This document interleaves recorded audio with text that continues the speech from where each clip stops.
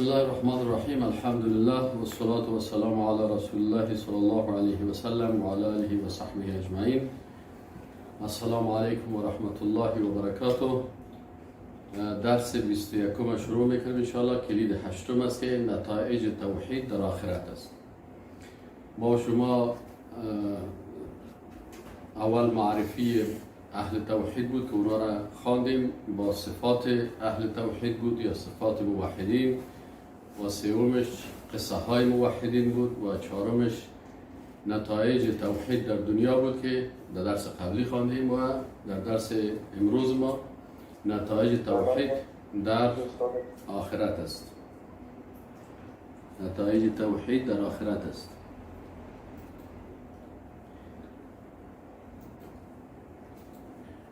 بسم الله الرحمن الرحیم. آخرت مرحله بسیار زیاد داره که برای انسان موحد در حالات مختلف در قرآن عظیم شان گفته شده است که سهولت های برای انسان مسلمان موحد در آخرت می باشد. این سهولت ها سه بخش دارد. اول سهولت ها در مراحل مختلف آخرت است، دوم نعمت های جنت است، و سوم ملاقات با رب العالمین است. در بخش اولش نتایج توحید با سهولت ها در مراحل مختلف آخرت است.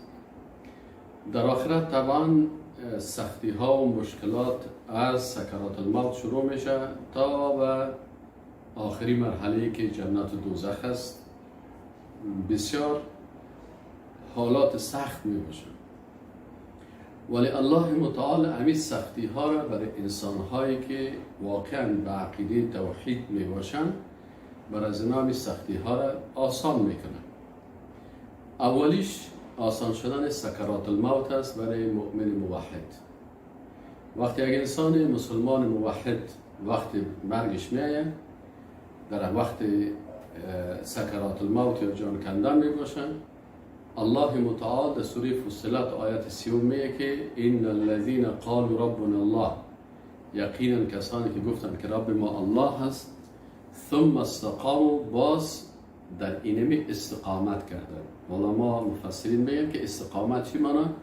یعنی امی ایمان خدا به شرک و به کفر و به دیگه چیزها خراب نکردن، اما تو در توحید خود و عقیده توحید خود، چی توحید ربوبیت است، چی در الوهیت است، چی اسماء و صفات است، در کل از بخشای توحید اما عقیده خدا چی کرد؟ اما استقامت خدا حفظ کرد. تتنزل علیهم الملائکه، بالا از اینا نازل میشه ملائکه، الا تخافوا ولا تحزنوا، یکی شما خوف هم نکنید و جگرخون هم نباشید، و ابشروا بالجنة التي کنتم توعدون، و برای اینا بشارت میده که شما انشاءالله در جنت میرین که الله بر شما وعده کرده. علامه ابن جریر طبری رحمه الله که شیخ المفسرین است، یکی از مفسرین بسیار بزرگ است، این در تفسیر تتنزل علیهم الملائکه میگه که تتحبط علیهم الملائکه عند نزول الموت بهم، یعنی امی ملائکه چه وقت پیش از اینا امی گپارا میزنه؟ میگه وقتی که نزول مرگ بر از اینا میشه، یعنی وقت مرگشان میشه و از این دنیا میرن، دیگه این ملائکه میان و بر از اینا این خوشخبری میدن که الله تخافوا ولا تحزنوا، جگر خونم نباشین، خوف هم نداشته باشین، و بشارت بر شما میده برای جنت. و از این خاطر امام احمد ابن حنبل رحمه الله از براء ابن عازب رضی الله تعالی عنه یک حدیث روایت میکنه که رسول الله صلی الله علیه و سلم، این حدیث بسیار طویل است درباره مرگ مؤمن و کافر، بسیار طویل حدیث گفته، لکن میگه که ان العبد المؤمن اذا كان في انقطاع من الدنيا، بنده مؤمن وقتی که در وقت انقطاع از دنیا یعنی ختم دنیا میشه و اقبال من الاخره، دیگه وقت رفتنش با آخرت میشه، نزل الیه ملائکه من السماء، ملائکه از آسمان پایین میشن، بید الوجوه، چهره های سفید سفید می داشته باشند، که ان وجوههم الشمس، ات ملائکه ها میگه زیبا و سفید هستند، مثل که چهره هایشان آفتاب و رمت درخشش میکنند. معهم کفن من اکفان الجنه، و امرای از این ملائکه چی می باشند؟ کفن های می باشند از کفن های جنت. و حنوت من حنوت الجنه و خوشبویی می باشه از خوشبویی های جنت حتی یجلس منه مد البصر. باز میگه میشینن امی ملائکه با امرای کفن و خوشبویی که آمدن به اندازه دیدن چشم. ثم یجیء ملک الموت علیه السلام. بعد از این ملک الموت علیه السلام پیش از شخص میآید حتی یجلس عند رأسه، بالی سر از این میشینه. فیقول ایتها النفس الطیبه، برش میگه که ای نفس پاک، ای نفس انسان پاک موحد. پاکی هست که از شرک و از کفر و از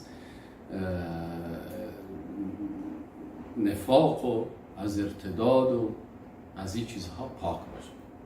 ایتها النفس الطیبه، ای نفس که تو پاک هستی و موحد هستی و عقیده توحید و پاک زندگی کردی، اخرجی الى مغفرت من الله، بیرون شو به مغفرت از جانب الله و رضوان و به رضایت الله.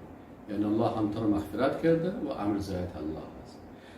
قال فتخرج تسیل کما تسیل القطرة من فی السقا. میگه اما تو روح ازی خارج میشه مثل که تسیل القطره، مثل که قطرات میریزن من فی از دهن السقام و مشک فیأخذها. باز این ملک الموت امی روح هم میگیره. باز امی روح از یک ملک الموت گرفت، بازو کسایی که کفن آوردن از جنت، باز امی روح از این چی میکنن؟ در اون کفن جنت بگذارن و به طرف آسمان میبرن. حدیث بسیار طویل است، انشاءالله حدیث صحیح است. دوم منفعت دیگه آخرت شروع شد، دیگه جان کندن که شروع شد، دیگه ملک الموت که دیدی خلاص دیگه، یعنی وقتی است که آخرت انسان شروع میشه. دوم منفعتش چی است که حسن خاتمه هست برای انسان موحد. امام مسلم رحمه الله روایت میکنه عن عمران ابن حسین، میگه عمران ابن حسین رضی الله عنه گفت که قیل یا رسول الله، میگه گفته شد که یک کسی پرسان کرد که رسول الله صلی الله علیه وسلم اعلم اهل الجنة من اهل النار، آیا جنتی ها و دوزخی ها از دوزخی ها معلوم هستند؟ فقال نعم. این صحابی میگه رسول الله صلی الله علیه وسلم بله. قیل ففیما یعمل العاملون، گفت وقتی که جنتی معلوم است دوزخی معلوم است پیش الله، پس چرا مردم عمل بکنن؟ میگه گفت رسول الله صلی الله علیه وسلم کل میسر لما خلق له، برای هر کسی آسانی میشه به اون چیزی که او خلق کرده شده برای از. یعنی برای جنتی در دنیا الله متعال اما آسان میسازه راه جنت رفتن، عقیده خوب نصیبش میکنه، توحید خوب نصیبش میکنه، از شرک و از کفر و از گبات توفیق نصیبش میکنه که در این راه نره، توفیق درس برش میده، توفیق درس شنیدن قرآن برش میده، توحید یاد گرفتن قرآن برش میده، توحید اخلاص نصیبش برش میکنه، توحید نیت برش نصیب میکنه، تمام توحیدها را برای نصیب میکنه، قلب زیر پاک میکنه، بالاخره به طرف جنت میره. اما انسان دوزخی که است او چی است؟ او دیگر برش اینمی فکرها هست که این چرا هتر است، این چرا هتر است، و گاهی طرف شرک میره و گاهی طرف کفر میره و گاهی طرف زندقه میره و گاهی طرف نفاق میره و گاهی طرف گناه میره، بالاخره تاکی و دوزخ میره. سومی منفعت توحید چی است که در عالم برزخ چی نمیه؟ همین فاصله کوتاهی که بین از اینکه انسان میمره تا دوباره زنده میشه، از وقتی که روحش قبض میشه تا وقتی که دوباره روز بحث، روز قیامت میشه که روحش پس در جسدش میاد. اینمی فاصله را برزخ میگن. یک کسی در قبر تیر میکنه، یک کسی در شکم حیوانات می باشه، یک کسی در خاک می باشه، یک کسی در هر صورت در هر جای که باشه، اینمی عالم برزخ سرازی میشه، چی سوخته باشه، چی حیوان خورده باشه، چی دفن شده باشه و هر شکل. الله متعال میگه که ولا تحسبن الذين قتلوا في سبيل الله، شما گمان نکنین کسانی را که کشته میشن یا شهادت حاصل میکنن فی سبیل الله امواتا مردگان، یعنی کسی جهاد میکنه فی سبیل الله و در راه الله ای کشته میشه. الله میگه اینا را شما گمان نکنید که مردن، بل احیاء، بلکه اونا زنده هستن، عند ربهم یرزقون، پیش پروردگار خود رزق میخورن، یعنی در جنت الله. بل احیاء ولکن لا تشعرون، آیت دیگه الله میگه که زنده هستن، شما زندگی از اونا را احساس کرده نمیتارید. چرا؟ زندگی برزخ مربوط غیب است، ما احساس کرده نمیتاریم. ولو که اگر نفر مرده یک هفته دو هفته من پالی دادن در اتاق نگاهشان بکنن یا کست بانی یا کمره بانی احساس نمیشه. چرا؟ غیب است. کمره نمیتونه مسئله غیبی رو فیلم برداری بکنه. کمره خود چیزی که حاضر است، مثل این دست من سیره میبینه، اما روح مرا کمره میتونه فیلم برداری بکنه؟ نمیتونه. چیزایی که مربوط غیب میشن او رو باز ما نمیفهمیم. پس یکی از نعمت‌هایی که الله متعال بر از اینا میده چی هست؟ در عالم برزخ است. فرحین بما آتاهم الله من فضل، بسیار خوشحال می باشند در عالم برزخ چیزی که الله متعال بر از اینا میده.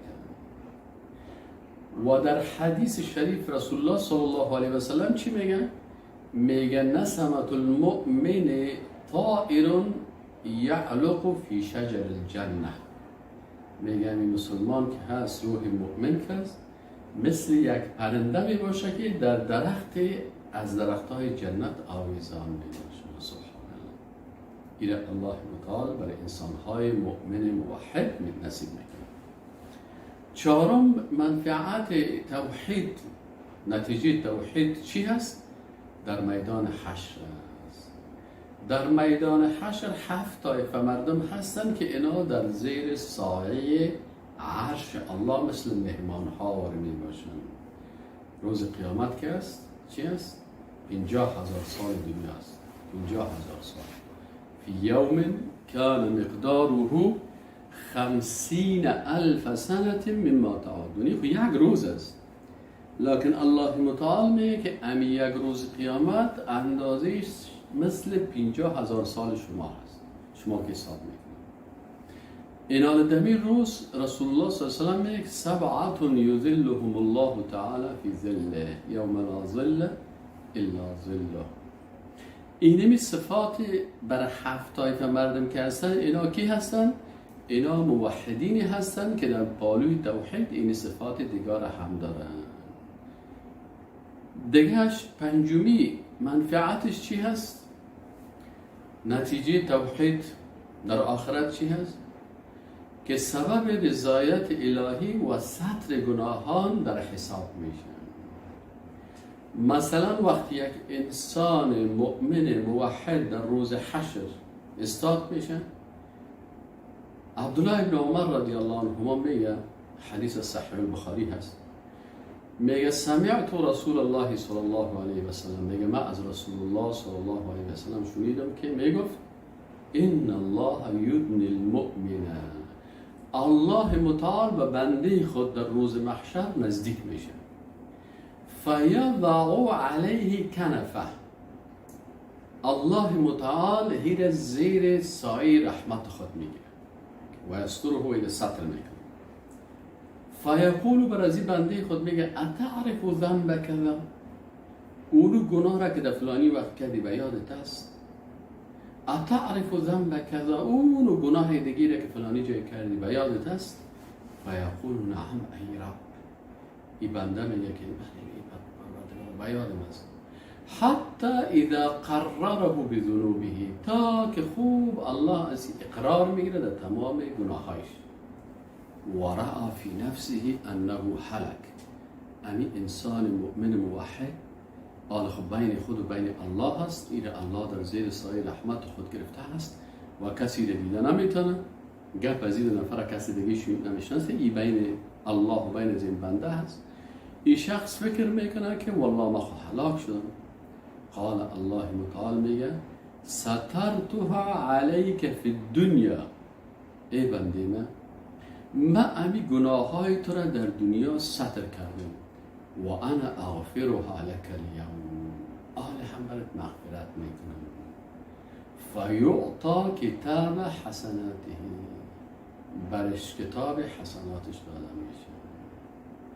و اما الكافر والمنافقون، اما کفار منافقون فیقول اشهاد، باز شاهدا سازی میگه هؤلاء الذين كذبوا على ربهم، اینمی کافرا، اینمی منافقا، یا الله کسایی هستند که سر الله تکذیب کردن. الا لعنت الله علی الظالمین، لعنت الله سر ظالمان میشه، رسوا میشن و در بدر میشن و چیرایشان سیاه میباشن، مشکلاتشان زیاد میباشن. دیگه از نتایج توحید ششمی نتیجهش در آخرت چی هست؟ که انسان موحد مستحق شفاعت رسول الله صلی الله علیه و سلم میشه. الله متعال میفرماید که یعلم ما بین ایدیهم و ما خلفهم، الله آنچه که اینا قبلا کردن و در آینده میکنن کلش میفهمن. ولا یشفعون، امی کسایی که حق شفاعت برشان داده میشه، نبیین، صدیقین، شهدا، صالحین، اولیاء الله، علماء اسلام، حفاظ قرآن، همین کسایی که برشان حق صلاحیت داده میشه که شفاعت بکنن، الله متعال میگه ولا یشفعون الا لمن ارتضى، اینا شفاعت کردن نمیتونن یا شفاعت نمیکنن مگر به کسای شفاعت میگن که الله از اون شخص راضی باشه. الله از کی راضی باشه؟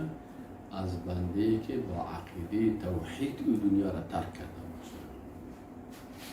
و هم من خشیته مشفقون، و اینا کسانی بودن که مستحق شفاعت میشن که از خشیت، ما شما توحید در خشیت خواندیم که با توحید خشیت از الله در خوف و ترس بودن. هفتمین نتیجه توحید چی است؟ آسانی حساب است. فاما من اوتی کتابه بیمینه، وقتی که الله کتش راز میکنه کتابش به دست راستش میده، فسوف یحاسب حسابا یسیرا، این شخص بسیار یعنی عرض میشه. حساب یسیر چی مونه؟ اما اعمالش برش گفته میشه، اما کتش محاسبه دقیق ذره ذره نشه. و ینقلب الی اهله مسرورا، و با اهل خود چی میره؟ پیش اهل خود بسیار خوشحال میره. هشتمین نتیجه توحید در آخرت چی است؟ که میزان اعمال ازی پر میشه. الله متعال میگه والوزن یومئذ الحق فمن ثقلت موازینه فاولئک هم المفلحون، کسایی که ترازوی میزانشان پر شد، ثقیل شد، فاولئک هم المفلحون، یا کامیاب هستند. یعنی رسول الله صلی الله چی میگه؟ میگه کلمتان خفیفتان علی اللسان، دو کلمه هست که در زبان بسیار خفیف هستند، ثقیلتان فی المیزان، در ترازوی میزان بسیار گرانگ هستند، حبیبتان الی الرحمن، الله اونا را بسیار دوست داره. دو کلمه چی است؟ سبحان الله و بحمده سبحان الله العظیم. سبحان الله یعنی معنایش است که یک نفر این میگه با این عقیده که الله متعال از تمام عیب‌هایی که مخلوقات دارن و از تمام عیب‌هایی که به جلال و عظمت از او شایسته نیست از او پاک است. و بحمده، و الله متعال تمام صفات عالیه که به جلال و عظمت از او شایسته هست امیره داره. این الحمدلله میگه سبحان الله و بحمده و سبحان الله العظیم، و پاک است و ذات بسیار با عظمت است. اگر کسی امی کلمات با امی عقیده توحید میگه، این ترازویش چی میباشه؟ ترازوی میزانش پر میباشه. اما اگر نفر اگر مشرک میباشه روز 1000 مرتبه گفته میره و باز باش کنه نمیکنه. نومی نتیجه توحید در آخرت چی است؟ که اعمال ازی در ترازوی میزان گذاشته میشه. الله متعال میگه اولئک الذین کفروا بآیات ربهم ولقائه فحبطت اعمالهم، کسایی که کافر شدن با آیات رب خود و با ملاقاتش، اعمال از اینا از بین میره. فلا نقیم لهم یوم القیامت وزنا. یعنی برای کافران وزن برای اعمال گذاشته نمیشه. وزن اعمال یا وزن یا اعمالی که وزن می داشته باشه. این دو سخن است. یعنی اعمال کافران یا برایش ترازو گذاشته نمیشن به خاطر از اینکه عملش به ارزش است، یا اینکه ترازو اگر گذاشته میشه خودی عمل از این وزن نمی داشته باشه. چرا یک عمل انسان وقت وزن پیدا میکنه که زیربنایش توحید باشه. اگر یک نفر 2 رکعت نماز با عقیده توحید میخوانه، این بسیار ارزش داره پیش الله نسبت به کسی که هزارها رکعت نماز میخوانه بدون عقیده توحید. دومی منفعتش چی است که سبب مغفرت و اجر بزرگ میشه. الله متعال میگه وعد الله الذين آمنوا وعملوا الصالحات، کسانی که ایمان دارن و اعمال صالحه میکنن لهم مغفرت و اجر عظیم، برای هم مغفرت است و هم اجر بزرگ. 11مین منفعت توحید در آخرت چی است که دفتر اعمالش به دست راستش داده میشه. فاما من اوتی کتابه بیمینه، پس اما هر کسی که دفتر اعمالش به دست راستش داده شد فیقول باز این میگه ها او مقرأ کتابیه، بیاین او دوستای من بیاین سعی کنین کتاب من. اینی ظننتو، من یقین داشتم که انی ملاق حسابیه، که من با این حسابای ملاقات میشم، ملاقی میشم. 12مین منفعتش چی هست که این انسان مؤمن موحد از پل صراط نجات پیدا میکنه. الله متعال چی میگه؟ و این منکم الا واردها، نیست هیچ یکی از شما مگر این که در دوزخ ورود میکنه در دوزخ. حتی پیغمبران، نبیین، صدیقین، شهدا و صالحین. ورود چی معنی؟ ورود به این معنی هست که مثلا این طرف میدان حشر است و این طرف جنت است و در وسط میدان حشر و جنت دوزخ است. اینالی یک نفری که از میدان حشر میخواه به جنت برد مجبور است از کجا تیر شود؟ از دوزخ تیر شود. از این خاطر سر دوزخ یک دانه پل است. اینه چی میگن؟ صراط میگن. اینال از این پل که بالای دوزخ هست، از این میگه الله متعال و این منکم الا واردها، هیچ کسی نیست که از این ورود میکنه، نزول نه، بلکه ورود تیر میشه، از این تیر میشه. مثل از یک مملکت که ترانزیت است که تا سر مملکت تیر میشی، داخل از مملکت نمیری. ایرالی هم ورود میکنن از این پل صراط. کان علی ربک حتما مقضیه، پروردگارت حتما این انجام میده. ثم باز الله متعال میگه سپس ننجی الذین اتقوا، ما کسانی را نجات میدیم که اینا تقوا داشته باشن، خدا وقایه کرده باشن از چی؟